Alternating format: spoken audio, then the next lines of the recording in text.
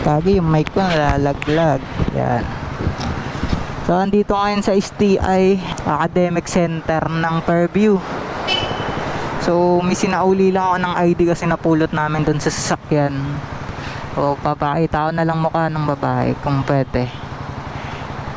So sa susunod ate, ingatan mo po ID mo ah. Kasi alam ko binabayaran yung ID dito eh. Kakaalam ko lang naman.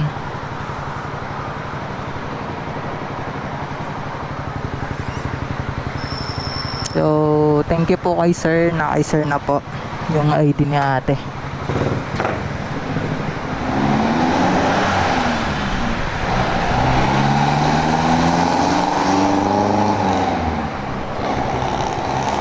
Chat pa nga ulit.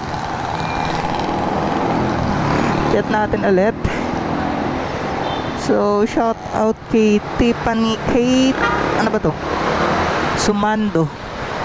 Tiffany Kate po yung ID mo po nasa guard na po. Yan po siya yung guard. Thank you kay sir. Tapos sa'yo ko sana dedirekta eh, kaso alis na din na ako. Kaya na po yung ID mo dyan sa loob. Yan.